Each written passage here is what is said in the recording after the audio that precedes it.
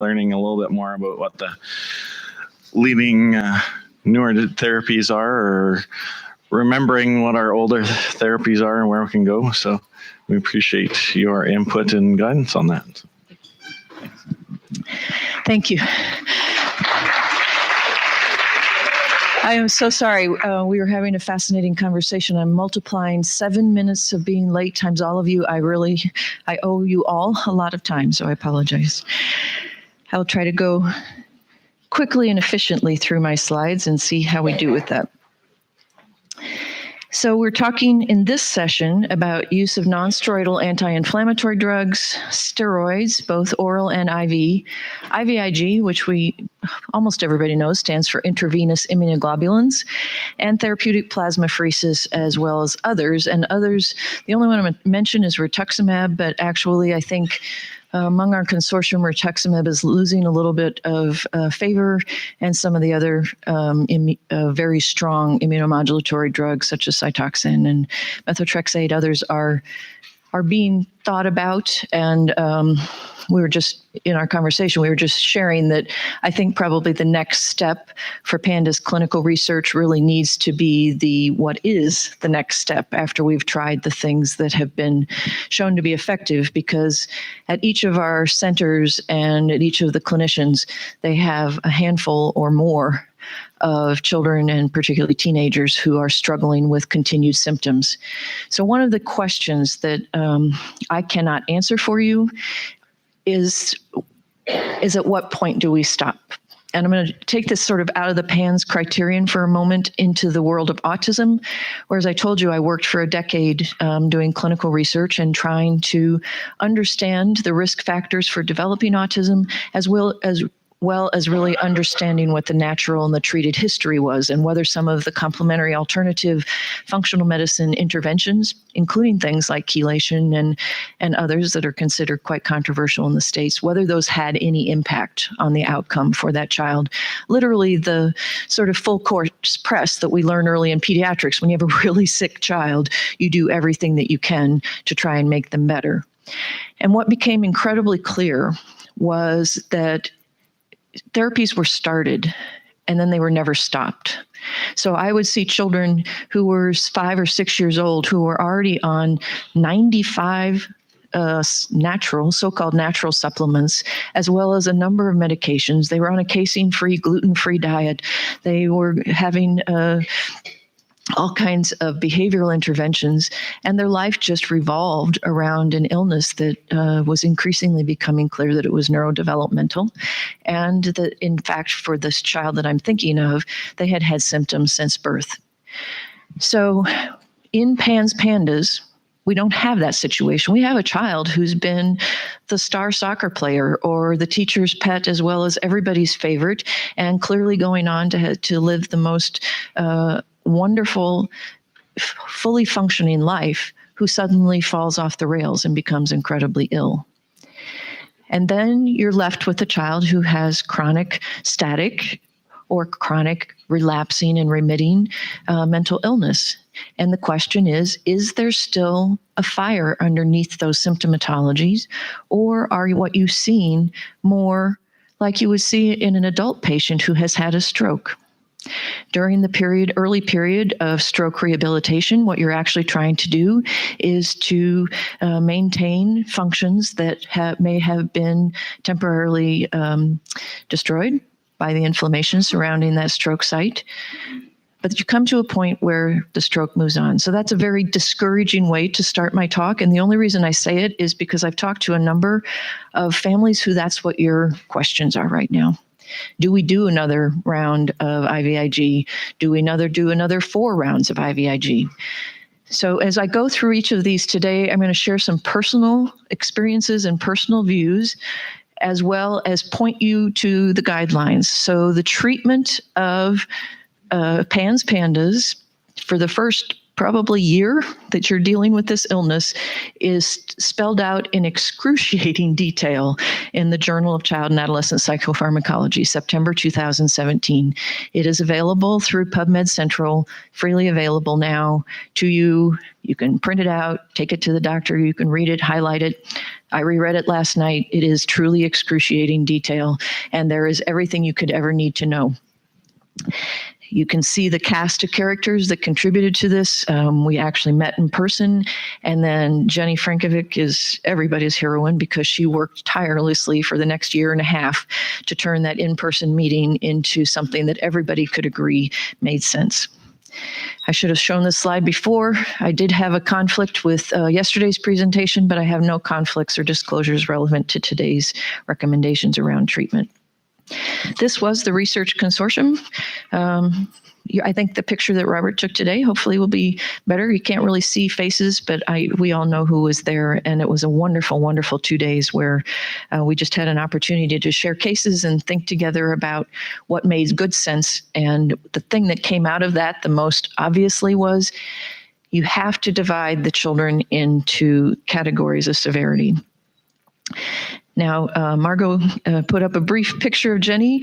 I actually wanted to show this slide because every time you see a white slide with a red at the bottom that says Stanford University, I shamelessly stole that from Jenny. So please give her the credit for those slides, such as the next one, which is sort of a larger picture of where PANS and PANDAS belong within brain disorders in neurology and psychiatry. And that is a large group of illnesses known as the inflammatory brain disorders, where whether it's autoimmunity, it's systemic autoimmunity, or whether it's actually an inflammatory process. The leading cause of an encephalopathic process is actually an infection. You guys may have had West Nile a couple of years ago, herpes encephalitis, other kinds of viral infections that give you encephalitic processes are probably the leading cause of inflammatory brain disease. Then you run into a lot of other things, some of which become more common among adults, but in children, we go right to basal ganglia encephalitis and vasculitis. You saw Sydenham's and PANDAS there, but other infections can do the same thing, as can antiphospholipid antibodies, which are also a factor. So you look in those to try and get a hint of that. You might look at the mom's history of frequent miscarriages. Autoimmune encephalitis or diffuse cerebritis, the very first patient sent to us in our Sydenham Korea study was actually a little 10-year-old girl from Texas who didn't have Sydenham chorea. She had lupus cerebritis, and she had classic symptoms of chorea, OCD, and other things that we would now identify as Sydenham's. But when we did the complete medical workup, we found that she had systemic lupus erythematosus. She had some rather significant kidney disease at the time we first saw her. Limbic encephalitis, Hashimoto's encephalitis. There was just a meeting in New York last month where the autoimmune encephalitis groups, including the Hashimoto's group, and I think the NMDA has their own group. At any rate, they all got together to have a 2-day meeting on autoimmune encephalitis.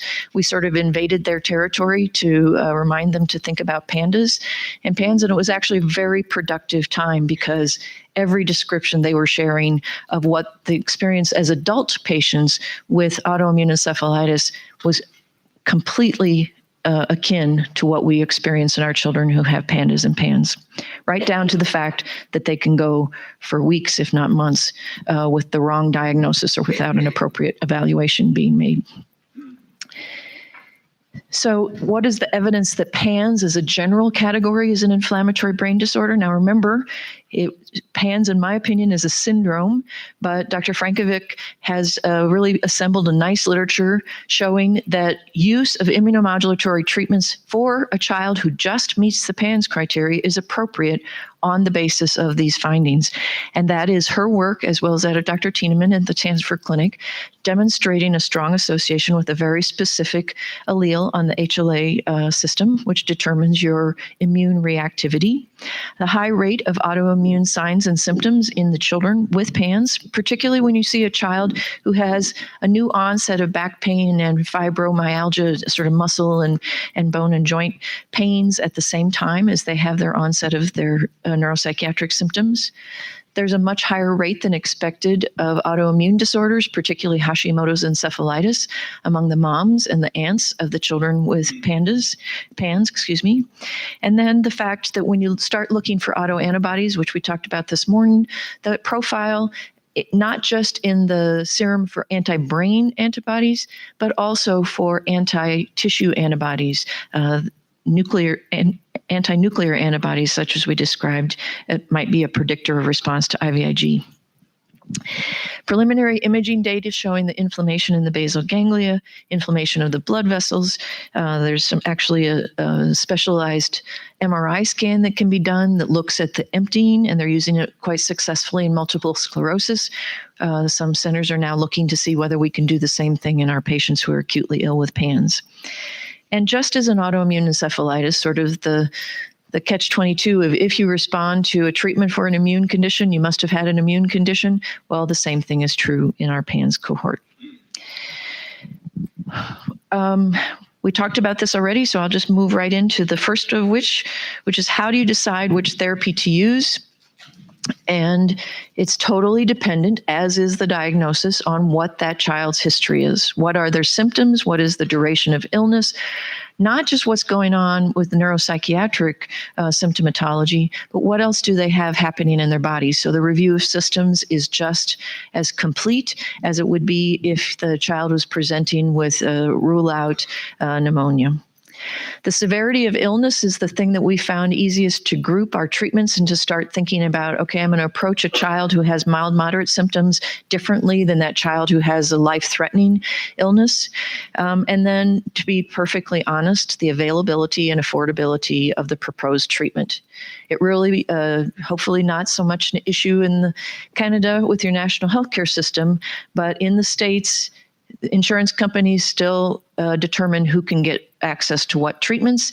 And some states, like Arizona, have been quite effective in banding together, setting very clear standards for entry into a consideration for IVIG therapy. So literally, if the Arizona clinic wants to give a child IVIG treatment, they need to have documented a set of symptoms and signs and sort of a prediction of treatment response. They need to have in place what measures they're going to be objectively quantifying to determine whether that child responded or not. And then if the child after the third IVIG has not responded by at least 30%, then they move on to a different treatment. So a standardized way of making a decision about whether that child needs to get the therapy, a measure of how sick they are at the time that it's administered, and then a measure of whether or not the treatment worked. Quite reasonable, just as you would do if you were putting a child into a rehab hospital, or if you as an adult patient were starting on a new treatment, you would want to actually not keep going with that treatment if it didn't work. So I thought we'd just do a few cases. It's a little intimidating to read them that way. So I'm going to sum it up by saying this is a child who we would call mild to moderate. And I have to joke because mild to moderate at the NIH, mild to moderate at Mass General or Stanford Clinic is moderate to severe anyplace else. So just put that sort of in an encapsulated form. And that's actually probably appropriate because the truly mild children, if they get treatment with their pediatrician, a course of antibiotics is usually sufficient to abort that episode. And if not antibiotics alone, then antibiotics plus NSAIDs. So that by the time you're thinking, do I need to use steroids or not, the child is much more towards the moderate range of severity. At any rate, this was a 12-year-old boy who had a very abrupt onset of OCD with motor and vocal tics. It came on about 3 weeks after he'd been ill with a strep throat infection. No post-treatment culture was done, but he had completed his 10-day course of antibiotics. And at the time that he came to us, he was doing a lot of touching and tapping rituals. He had to do things in certain numbers of times. He had to do things until they felt just right. And sometimes he would get stuck, and it would take him as long as 2 or 3 minutes to get unstuck from that ritual. But there was never a period where he went more than a few moments at a time before he could move on to something else. Altogether, when you added up all of his obsessional thoughts and all of the time he spent doing compulsive rituals, he was spending about 2 to 3 hours a day, which on the Yale-Brown Obsessive Compulsive Symptom Severity Checklist would put him at the sort of just above a clinical case. In addition to the OCD, he didn't want to leave his parents' side. He's had some definite separation anxiety for both his mom and dad, so it was a little frustrating to him when they were on opposite ends of the house. And so he started at night sleeping outside their bedroom door. They did not let him come into the bedroom with them. And that did not frustrate him to the point that it was intolerable. He was able to get to school, and none of his friends at school knew he had symptoms, very key in determining that he's mild to moderate. His grades had dropped in large part because he was doing some obsessions in his head during the school day, as well as having some newly acquired impulsivity and concentration difficulties. He used to be just a very easygoing sort of surfer dude, and at this point had become very irritable, self-critical, as well as critical of others, and miserable. He particularly was annoyed by the fact that he had to go to the bathroom all the time, which would then set off its own set of rituals, and things would need to be repeated. So just voiding became a frustrating experience for him, and he had to do that several times an hour. He also was having some trouble with bedtime. His review of system was relatively non-contributory, except for the fact that he had had some minor habits over the years that seemed to come and go. Dr. Murphy would call these the microbursts that preceded his full blow. And he was diagnosed with pandas on the basis of that presumed strep trigger, and considered to be a mild moderate case. In contrast, this 8-year-old girl came in with her parents. She also had an upper respiratory tract infection, and I heard yesterday that in Canada, as in the States, if you have a runny nose, they're going to assume you couldn't possibly have strep and not do a culture. Unfortunately, that is actually not the way it works, so we don't know. But she did have a throat culture done after her OCD symptoms had started about a week later, and it was negative, but she had a high ASO. And remember that the ASO just means she's had an infection at some point in the past. She now talks constantly, which is kind of an unusual symptom for an OCD person, until you started asking what it was that she was saying nonstop. And that was she was needing to confess every thought, every behavior, everything that she had.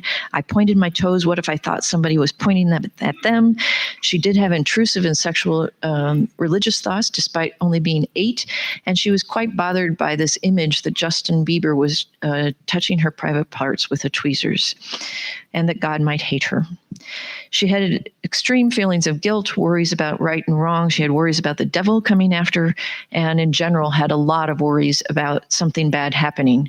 And Paul Grant, our child psychiatrist, and I would spend a long time every patient debating whether the symptom of worrying about bad weather outside, was that an obsessional thought and we code that under the Y box, or was that generalized anxiety and it goes under the anxiety scale. Again, it probably doesn't matter because this started at the same time as her OCD did. She had a lovely description of the violent images she was seeing. It was like a horror movie playing in her head over and over again. And it was very reminiscent of this boy that we had in the clomipramine diazepamine study, who had the song Indigata Davida stuck in his head, and he literally heard it over and over the entire day. So very strange symptoms can come. And in the old days, when they tried to talk about symptom choice and figure out what had caused that particular symptom to present, they sometimes had some very difficult time coming up with an explanation. This would be one of those. She had significance, such as the number 8 meant that she hates her grandparents. So if she saw an 8 anywhere as they were driving down the street, if there was an 8 in the street address, then she would have to do some cleansing and other mental rituals. She developed severe separation anxiety, early morning insomnia, hyperactivity, and she attributed odd meanings to things and had a fear of lying. Her parents reported it appears her brain skips when she talks sometimes. Basically, she just wasn't able to keep her mental processes up with her speech, and it didn't always make complete sense. Her handwriting deteriorated. She had one of those left-sided neglect margin drifts that we showed you yesterday, and she lost a lot of math skills. She had already been working on multiplication tables and actually couldn't do simple addition any longer. She frequently reverted to baby talk, and in addition to continued nighttime accidents occasionally, she was now wetting the bed almost every night and having urinary accidents during the daytime. In this case, she reported, and her parents confirmed, that literally her entire waking day was consumed by her OCD. She couldn't get to school, doesn't play with her friends, and doesn't leave her house. So you're thinking, well, why is she only severe and not extreme or life-threatening? And when I share the next case with you, you'll begin to understand a little bit. But in our minds, the reason that she was severe was, frankly, the degree of distress. She was distressed by these symptoms that she was having, but she wasn't giving that primal panda's cry that we heard yesterday in the videos. And she was able to carry on a conversation with us. And she herself reported that she could get to sleep at night. It took longer, but that her life was miserable, but not to the point that she was feeling suicidal. In contrast, this is an extreme or life-threatening case. The severity overall is actually about the same as the previous young girl, but the thing that changes is just the intensity of his emotional distress, his anxiety, his rage, and as I'll share with you in a moment, his now refusal to eat, drink, and frank suicidal attempts. So anytime you see that, it automatically moves into the life-threatening range. This is a young man who ends up meeting Pan's criteria because he had an overnight onset of symptoms. Previously completely healthy, mentally was doing extremely well. And at that time, he suddenly developed a fear that he would get a stomach virus. His sister had had a stomach virus, but it had been several months before. Nobody recently had vomited around him that he could report, but everything convinced him that it might have a stomach virus on it. If he touched it, he would become contaminated and would have to throw up. He would literally scream when somebody came into the room who might be carrying a stomach virus on him, and is terrified about getting the germs on him, so he was shrinking into the corner and he was very uncomfortable trying to get through the interview with us. He thinks his brother get germs on the food, so they had to eat at different times of the day. He fears brushing his teeth, as the germs might just bounce up out of the sink and stick to his toothbrush. Despite that, he wants to and has to wash his hands many times an hour. He refuses to eat at this point that we saw him and had already lost 4 pounds. Previously, he'd been a good student, but now was unable to leave the house. He had a homebound tutor and couldn't even complete the assignments that she was giving him. Similarly, been a star on his swim team, but couldn't even consider attending a practice because of concerns about contaminants in the pool, as well as a fear that he might have to vomit in front of his friends. And for that same reason, he now refused contact with any of his peers from school. Severe separation anxiety from his mom and also from the house. He is one of those kids that was asking for the reassurance, and the mom had already become entrapped in the compulsion of having to give him reassurance in exactly the right way, or it wouldn't satisfy his obsessional fear, and they would have to go back and forth many, many times. Panic attacks. He had that classic dilated pupils. He also had very adult presentation of his panic attacks, with sweating, nausea, feeling of impending dread, a weight on his chest, and just an absolute, complete, quote, meltdown. In addition to those panic attacks, he had rage attacks, and I have seen enough now to understand that they really do deserve different labels, although they appear to be coming from the same thing, the fight or flight, hyper-aroused, hyper-vigilant state. And he would punch the walls, scream very loudly, and the interventions for the two were quite different. When he was having a panic attack, he actually did need to be held and reassured. When he was having a rage attack, if his parents tried to approach him, it would make him escalate further.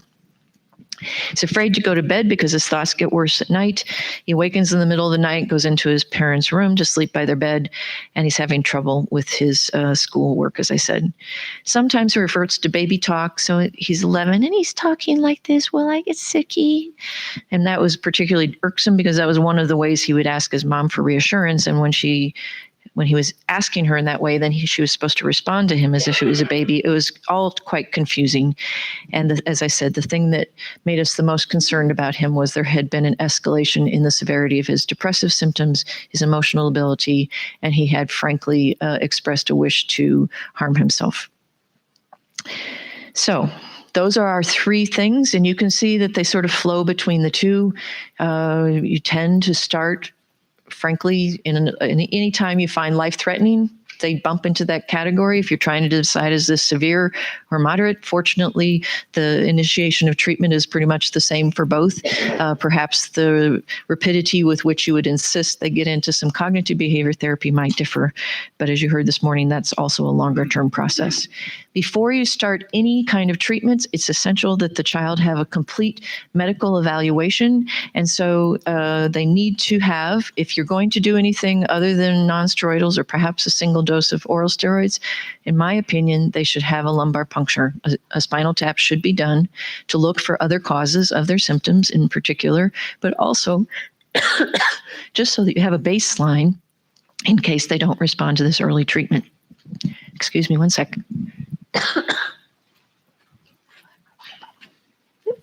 Now I owe you another minute. Okay, hopefully you read that while I was up trying to get my water. And you heard from Dr. Pasternak about the need for the serum IgA and the fact that at the Mass General, they're actually finding IgA deficiency surprisingly often in these children. Deficiency is not necessarily a contraindication to IVIG treatment. You would need a consultation from an immunologist about how low can it be and still be safe to get the IVIG. And then if you're going to use steroids, you need to make sure that this child doesn't have a hidden infection. The ones that are most easily hidden would be tuberculosis or fungal infections like histoplasmosis and some of the others that can be released with the use of corticosteroids. Immunotherapy, sort of the first line treatment for those mild, moderate cases, is going to be good old nonsteroidals. We still don't use aspirin in children, and I think that this is unfortunate. It would be really nice if we could use aspirin for treatment in these children, because in acute rheumatic fever, aspirin was the only one of the immunomodulatory agents that was effective in reducing the fever as well as making the child feel better. So I'm not brave enough yet to start an aspirin study because of the concern that it might provoke Reye's syndrome, which can be a fatal condition. But it would be lovely if we can prove that the inciting factors of Reye's are truly gone to consider perhaps reintroducing that to our formularies. Antihistamines, we don't talk about those much in the guidelines, and that's because they tend to not be used. But actually, Melissa had the allergic shiners. If you saw those in a child, and or if the pattern was such that they were being provoked by mold allergies in the school or at home, you would want to get that source of immune stimulation under control. And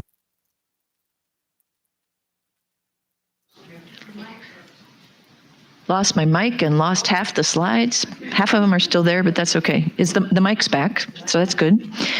The immunotreat. Oh, 2 seconds. The whole thing's going.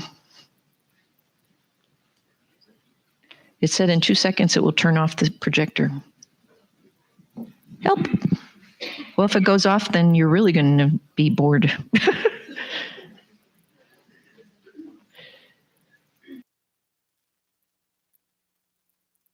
We'll be back. In the meantime, we'll just keep going. IVIG for the moderate, we were talking about antihistamines. You have to use both H1 and H2 blockers. H2 are the most common antihistamines that we think about. The others you typically would use as an anti-acid.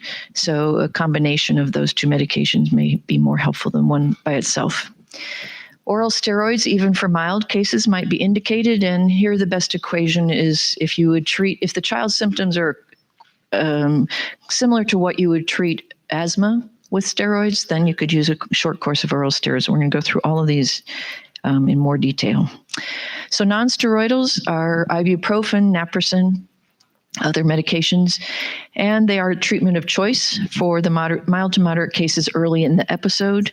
And early in the episode is in that first 2 weeks to perhaps as long as a month.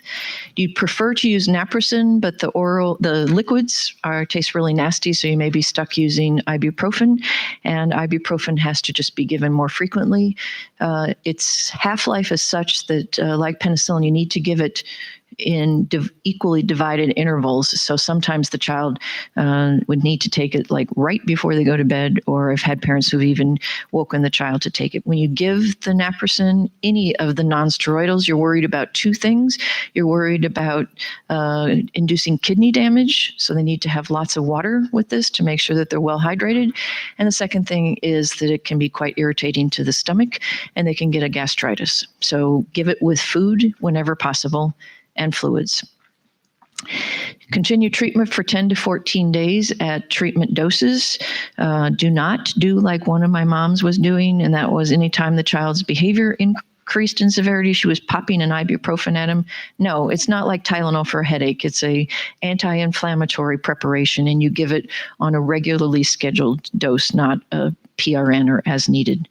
And you're going to want to make sure that the child doesn't develop tummy pain, hematuria, or a much more rare condition, pseudoporphyria, which is basically just a fake problem. Steroids are probably preferred just because they're much more effective than the nonsteroidals. And because they're more effective, they have more side effects. So it's always a risk-benefit ratio. It's determined on your own child's symptom severity, your own child's chances of benefiting from the treatment. And you weigh that, and you continue to weigh it as the therapy goes on. A short course of oral steroids is incredibly common in pediatrics. It's given so often for asthma that it's just sort of a non-brainer, we would say. And a steroid burst may be appropriate even for the mild to moderate, mildly affected individuals. If you move to the point where you're deciding that you need to give a long course of steroids, a full month at high dose, and then a 1 to 2 month taper down from that high dose, that's a decision that should be made more cautiously, because your chances of having side effects, particularly suppression of the adrenal steroids and a cushionic-like appearance, become problematic. Weight gain is also more of a problem there, as is the fact that you've had more effective suppression of the child's own steroid ability to respond to a stressor. So they're more susceptible to getting an infection, and they're more susceptible to other difficulties. Probably the main thing that holds us up in a lot of our kids, particularly those who are coming in with a very hyperactive, agitated, impulsive, behaviorally disinhibited state, is the fact that in neurotypical children, asthmatics who are getting steroids, they can have a steroid-induced mania where they literally cannot sleep, they don't want to eat, they're all over the place. In very severe cases, they can develop psychotic symptoms. You can imagine that you don't want that happening to your child with pandas. So that's held us back. Fortunately, we were comparing our experiences with use of steroids in the PANS cohort, and it does not appear that that is a common side effect. If it's occurring even uncommonly, we're not noticing it that much. So I don't think we're as worried about it as we would have been a few years ago before we had as much experience. IV methylprednisolone, this is, even though it's not on a white background, this is actually one of Jenny's slides as well. And at the Stanford Clinic, they use monthly IV methylprednisolone for 1 to 3 months, because it's used in other inflammatory brain disorders as well as autoimmune diseases as part of an induction therapy. It basically gets that system rebooted as quickly as you want it to, and it seems to be better tolerated in their experience than the oral prednisone. You want to Do it at a time when everybody's well in control of the situation, because you may well see an escalation of the symptoms for the next 3 to 4 days, but then they will rapidly come back down. And that is not universal, so it's not something that every child's going to experience. One big advantage when I talked about a very realistic determinant of what we're using for immune therapy is whether or not it will be paid for. The fact that IV methylprednisolone is used in so many diseases, and more importantly, is dirt cheap to the insurance companies. They don't give you a hard time about doing it. And if you're waiting to get approval for IVIG, many times it can get that child into a situation where they can tolerate that wait. And probably most important is that little line about test of concept. If you see a beautiful response to the IV methylprednisolone, it's really very confirmatory that you're thinking about an inflammatory brain disease and that you're on the right path with using immune modulating treatments. Unfortunately, the effects don't last, and you can't maintain those monthly bursts of IV methylprednisolone over the long term because of the intensity of the treatment. But if you can do this short course and see a response, then you know that IVIG has a good chance of being helpful. The side effects were studied at the Stanford Clinic, and they did see them in nearly half of their children, or half of the courses of oral corticosteroids that were given. And they ranged from an increase in the symptoms of OCD, anxiety, emotional lability, irritability, more trouble with sleeping and tics, and all the things that we had been worried about and were supposed to be treated with the steroids. But none of these were severe enough that they were felt to impede ongoing treatment. And of those who had longer-term steroids, the 1-month course, 8 had weight gain or cushingoid features, with sort of an even distribution between those who gained an unacceptable amount of weight and those who became cushingoid and those who had both. None of the children developed any of the permanent side effects that are of concern in long-term corticosteroid use. So we're going to turn now to IVIG, intravenous immunoglobulin. And it's a reminder for those of you who maybe aren't IVIG savvy that it is a pooled human donor product, and the manufacturer, Talacris, Octagam, whatever pharmaceutical company is changing this collection of immunoglobulins from up to 20,000 human donors into a product that can be infused into your child. There are many, many steps along the way, starting with the collection of a clean, uninfected blood sample. And at the NIH, we unfortunately had our Sydenham, Korea study underway when a single lot of of the Baxter product that we were using of IVIG was contaminated with hepatitis C. There were no tests yet for hepatitis C, and we gave one of our boys an infusion of IVIG that included hep C. So we basically gave him hep C by our treatment. PANDAS is a temporary illness, Sydenham Korea is a temporary illness. Hep C at that time was a lifetime illness, and so that was not a fair trade. I keep that in the back of my mind all the time. Praise the Lord. Sorry. Fortunately, he was able to participate in the hep C treatment trials at the NIH, and he got medication, has been cleared. So it has a happy ending to that story. But as parents, when you're thinking about this and you're pursuing IVIG, and particularly when you actually haven't seen a lot of benefit from it, hold that story in the back of your mind and say, okay, well, if there's another bad bug out there, is the chance that he's going to respond greater than my worry about that? Now I've just given you new obsessional worry, and I apologize. So,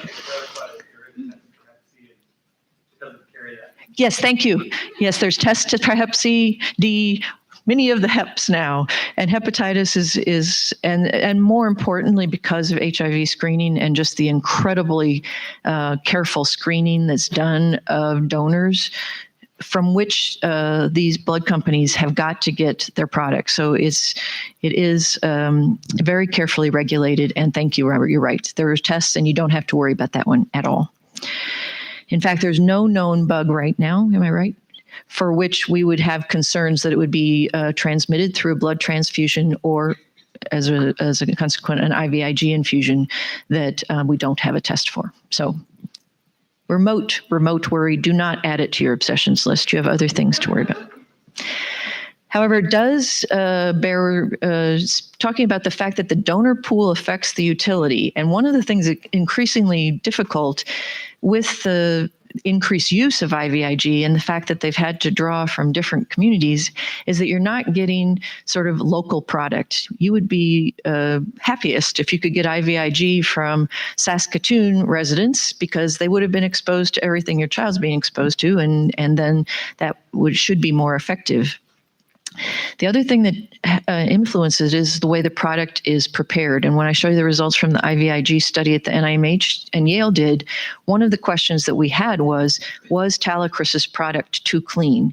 Was some of the reaction to the product that we had seen with our previous trial part of the therapeutic benefit? And the answer to that is unknown. But again, risk benefit, I'd rather have really clean IVIG going into my child, even if it perhaps has a less efficacy. Dr. Kovacevic, Dr. K, to those of you who are on the internet, uses 1.5 grams per kilogram, and we actually tried to use that at the NIH because that is the dose. He was a neonatologist, so he was used to calculating blood volumes and volumes of immunoglobulins, and calculated that that's actually the replacement amount. And so if you read any of his reports, that's why he uses 1.5 grams. That's still considered high dose. The thing that you would want to avoid is any kind of low dose administration of IVIG, because that may actually exacerbate the condition rather than improving it. Everybody else uses 2 grams per kilogram, and the rationale for that was the fact that that was the dose that was proven to be effective in Kawasaki's disease, probably the closest pediatric equivalent to Sydenham chorea and rheumatic fever, to pandas, as well as in GBS, Guillain-Barré syndrome. So that's given as 1 gram per kilogram per day on each of 2 consecutive days. IVIG not only has that risk of transmission of an occult infection, but it also has a risk of anaphylaxis just to the product. You're giving a very immunoreactive product directly into the bloodstream and can trigger off an anaphylactic reaction. For that reason, there's a very carefully prescribed protocol where you start quite low dose, need to be checking vital signs. Many of the home infusion as well as center infusions will have pre-medication with Benadryl, Tylenol, other medications to prepare the child. Despite that, most children will have some kind of, side effect of the administration. They just don't feel well the night that they get their infusion.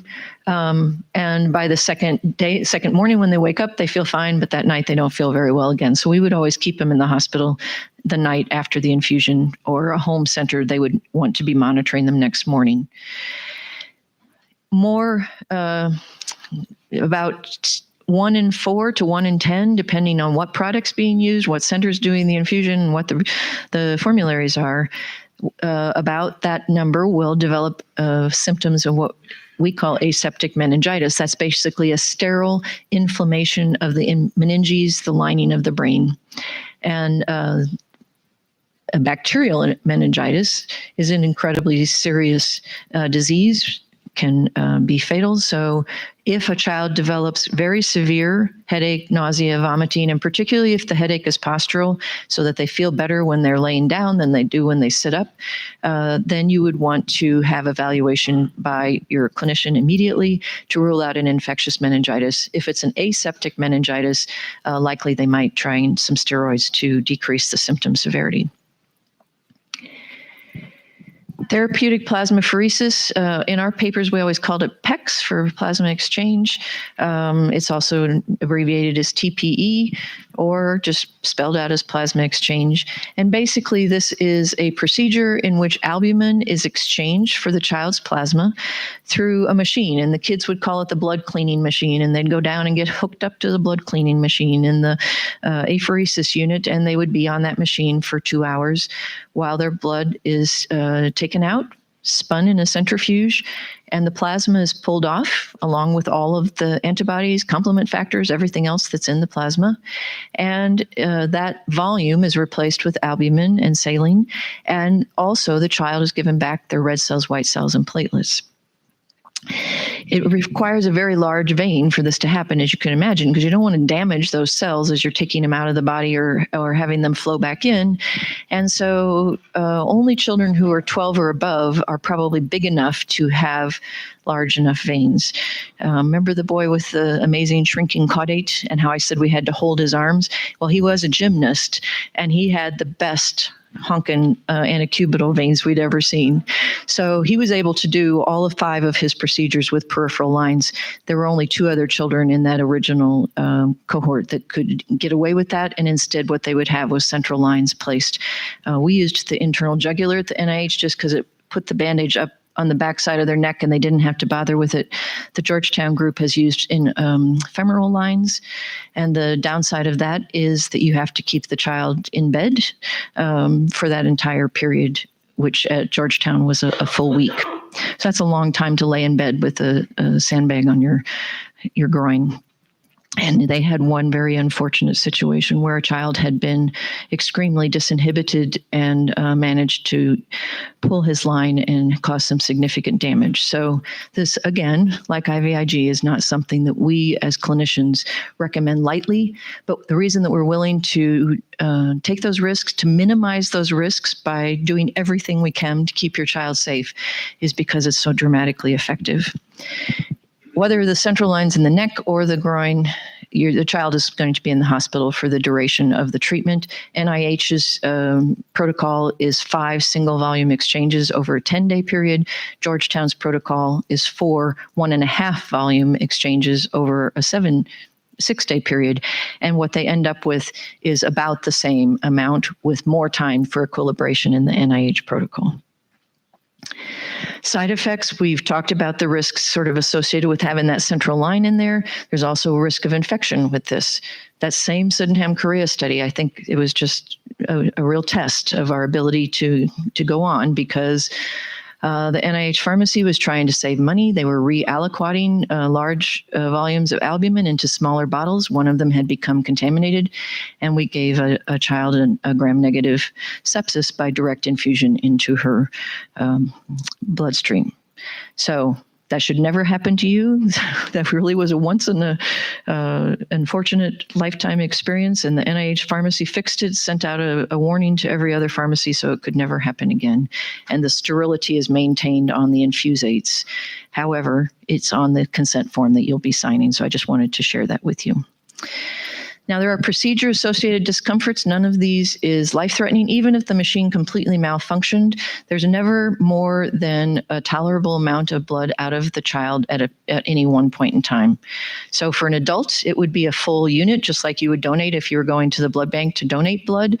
In smaller children, it might be as little as half a cup at a time would be out of their body. So if that was lost, they would not become too anemic or have other difficulties. However, just going through the machine and the anticoagulants that are used, the calcium levels in their blood will be changing rapidly, and they'll start complaining about a little tingling around their lips or maybe tingling in their fingertips. That's just a sign that you have to pop a Tums in their mouth. They chew the Tums and it disappears within a few minutes. It's pretty cool. Well, again, Dr. Tienemann and I think are medical nerds. It's only cool to us. I promise I wasn't hoping that it would happen to the child. It was just cool that I could fix what was wrong with them with the Tums. So, sorry. Plasma exchange and prophylaxis, in our experience, was enough. We cured our kids with pandas, and I'll show you that slide in a moment. In PANS, that is not the experience. And so the question are the risks of a plasmapheresis sufficiently overcome by the potential for a benefit of a 60 to 65% temporary reduction in symptoms, and how long will that temporary reduction be maintained? And that's a question that still needs to be answered in a larger study. So the trial that all of this is based on, we do have 2 studies giving empiric data on the utility of IVIG and plasma exchange, and only one for plasma exchange because we attempted to do a replication where we actually were putting central lines in children and doing sham apheresis. The blood came out. It didn't actually ever go through the apheresis machine, went back into them. It was all behind a curtain. It was all very Wizard of Oz-like. And frankly, we did 4 children. 2 of whom had gotten placebo.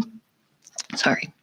And I am a pediatrician, and I couldn't go on. I terminated the study because there was no way I could put another child through that experience of 5 days in hospital, central line placement, and having nothing benefit. So I'm going to get to another one where it doesn't make me cry, but if you ever wonder why that wasn't replicated and why I was so furious when Harvey Singer criticized the study for inadequate controls, the reality is the NIH pharmacy randomized all the children. We had no choice about who got assigned to what treatment group.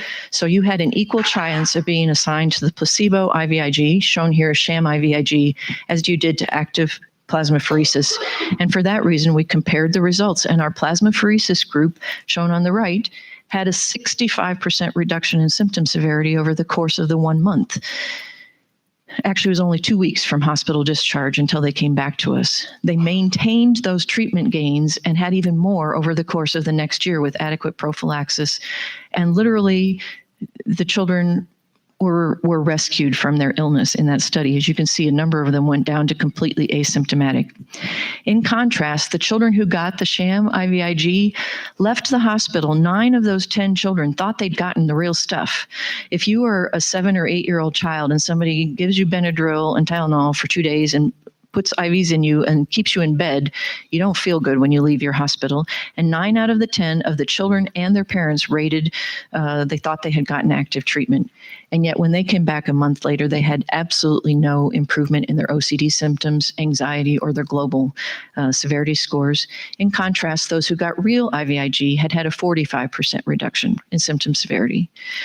Now, I told you about the problems we had in the Sydenham Chorea study. Fortunately, we had no severe adverse effects in this PANDAS study at all.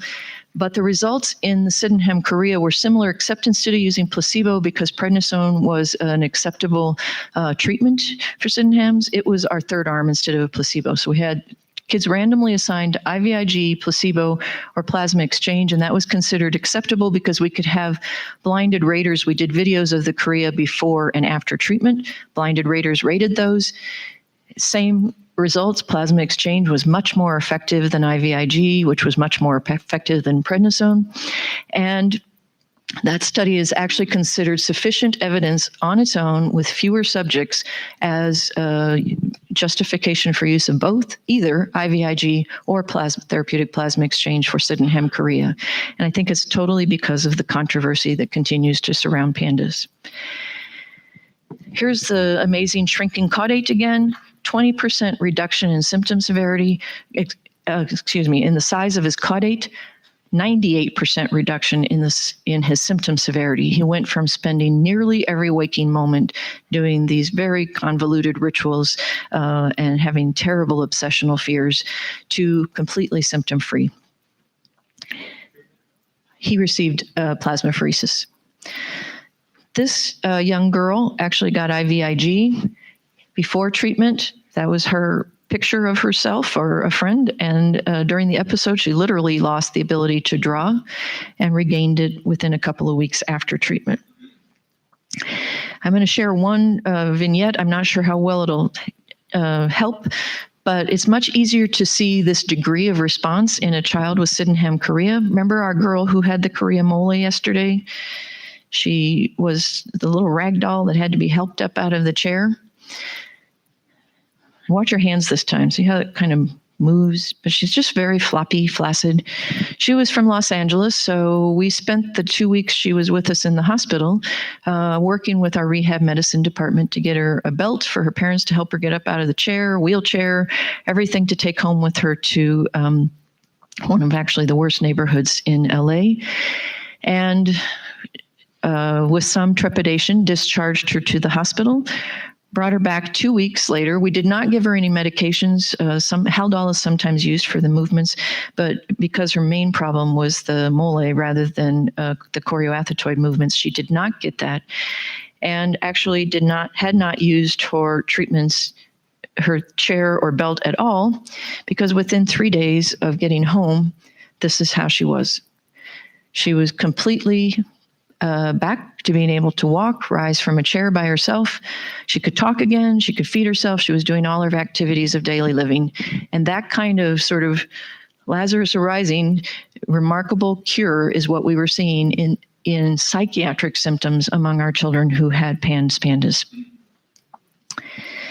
In contrast, our Yale NIMH placebo-controlled trial failed to find a significant difference between the IVIG. And I'm not going to sound like sour grapes and tell you all they actually were true reasons that we failed to make this experiment. There's only one that's really salient, and that was the fact that our IRB and then Yale's added to this problem, determined that it was unethical for a child to receive placebo without having the opportunity for active treatment.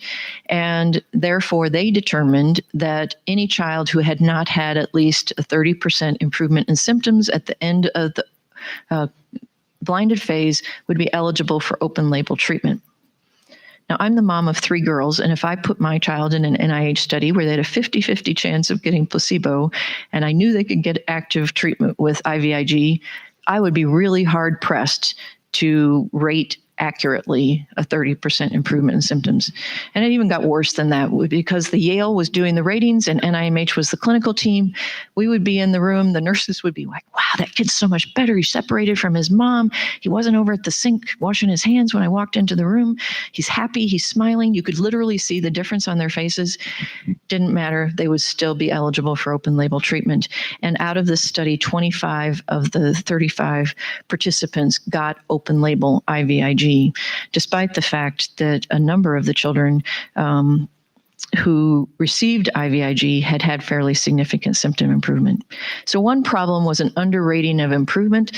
The other problem was that we hadn't controlled for infection exposure. And so some of the children actually got started on their antibiotics just the day before they got their IVIG infusion. And 2 of them were antibiotic responders. And of course, bad luck being what it is, both of them were actually in the placebo group. So they had almost complete reduction in symptoms after receiving placebo when actually what they had was an antibiotic response. So I know Stanford, I think Mass General and others are working with Octagam Pharmaceuticals to do a phase 3 trial of IVIG. That's going to correct all of these mistakes, and the study design has taken a long time to get right, but I'm very excited about the fact that they've controlled for these sort of subjective biases, recall biases, and everything else, and I am very hopeful that they'll see in their closed double-blind phase, the phase that counts when you report a study, what we saw in our open label phase in this trial, and that was that same reduction, in this case 55% on average. At 6 months, more than 80% of the children were improved into the subclinical to very mild range of symptom severity. Many of them were taking SSRIs or doing behavior therapy, but the largest change in their improvements had happened during the period of the study. I mentioned yesterday, and just here's the data to suggest that the combination of a positive ANA and a positive calcium modulin 2, kinase 2, may be able to predict which children are more likely to respond to IVIG, and therefore it's become sort of, at least an ANA is a standard test that I do on the kids participating in our trials. Here's a 12-year-old boy. How much? Oh, I'm out of time. Never mind. We'll look at that during Q&A. Because I need you to understand one very, very, very important thing. I've just shared with you how uncomfortable it made me to do sham apheresis. Well, it was equally uncomfortable to sort of jump out on that leap and say, well, maybe we just accidentally found a treatment for non-pandas OCD. We better see if it works. This was also actually a test of concept. Is there anything immunologic about this, or is it actually putting the child in the hospital, holding them prisoner for 2 weeks? It was a forced inpatient hospitalization, not psychiatric, but inpatient hospitalization. And maybe that was what caused the improvement for our plasmapheresis group. So Rob Nicholson is the first author of this paper, but he, Judy Rappaport, and I took 5 moderately severe children with non-pandas OCD hooked them up to the plasmapheresis machine, did 5 single volume exchanges, exactly the same protocol we had used for our PANDAS children, and found absolutely no improvement in symptoms. Peter Hoekstra and the group in Denmark used IVIG in a similar manner for non-PANDAS Tourette's syndrome patients, found absolutely zero improvement. So if I didn't scare you enough before with side effects, I want you to hear this now, that if you are seeking immunotherapy for your child and you in your heart know that the symptoms actually came on over a period of days or weeks, you are not doing your child a favor by presenting their history as if it was a PANDAS, because immunotherapy will not help them, and it will cost you time that you could have been using to do something more helpful. Okay, I'll get off my soapbox and just put it in yellow words, highlighted words. Immune therapy does not help regular OCD, and because of its side effects, the risk-benefit ratio is absolutely not in favor of its use. So to summarize, mild cases, non-steroidals, antibiotics, you're going to hear about in just a moment. And absolutely imperative, get them into behavior therapy, use SSRIs or anxiolytics as needed. Moderate, you're going to move to oral steroids, perhaps IVI steroids and IVIG. Severe cases, you're more likely going to be using IVIG, IV steroids, possibly plasma exchange if it's available. And in severe life-threatening cases, you want to do things that are moving as quickly as possible. So in Dr. Frankovic were here, she would probably say, well, if I ever use plasma exchange, I only use it with other things to cover after that effect. And so you would be moving towards a different level of treatment. And at that point, to be perfectly honest, you need to see Dr. Rosenberger, immunologist, rheumatologist who has a lot of experience in using these treatments for different diseases, because you want somebody who has the most experience in their use. Just close by saying that we were very excited about rituximab about 4 or 5 years ago. Stanford had a good response with use in the first few patients that they tried it on. And since then, the enthusiasm has waned, if not disappeared, because it takes a long time to help. This is an episodic relapsing and remitting illness, and so you never really know if a treatment takes up to 6 months or longer to benefit the child. Was it the rituximab, or was it just the natural course of illness? And certainly introducing in a growing child who's in that cesspool of strep that we've talked about at the school, rituximab, which depletes your B cells and depletes a very important part of your immune system from fighting off infections, it's not something you should be doing lightly. So absolutely, that one has to be given by a specialist experienced in its use. Very, very careful consideration. And I am very hopeful with all of the new biologics that are being released now, with some of the studies that our consortium is doing to try and better pinpoint where in the immune system the abnormality lies, that we'll be able to come a year or two from now and give you a much better option, the rituximab. All right, so lessons learned, and I just finished this off by saying sometimes the kid gets the IVIG at the wrong time. And you want to do your best to make sure that they're healthy going in there and that you can keep them healthy for the first week or two after they've gotten the IVIG. So if you've waited forever to get that IVIG appointment, but you've had a cold run through your house, it actually is worth it to put it off for another week or two, because the Stanford experience has shown that if the child has an intercurrent infection, if they have a viral infection at the same time they have the IVIG, it's just not going to be very helpful. And then you're going to think that IVIG doesn't work. And that we do use that full course press of combination therapy. And so, again, it needs to be done with a lot of help and support. I asked, and neither of the others are talking about the fact that we also try to optimize vitamin D levels. That's just based on an emerging literature suggesting that vitamin D helps to stabilize the immune system, and that because children spend all their day indoors playing video games or going to school, their vitamin D levels are likely to be not sufficient. So get the vitamin D up to normal. Melatonin may be helpful. If you're given the antihistamines in conjunction with the NSAIDs, give the Benadryl Benadryl at nighttime, and that may help them asleep as well. And the bottom line is, when we refer for behavior therapy, we're not just sending the child, we're sending you as parents and clinicians. Actually, the more we can learn about it, the better too, because the key to handling pandas is to stop it where it is today.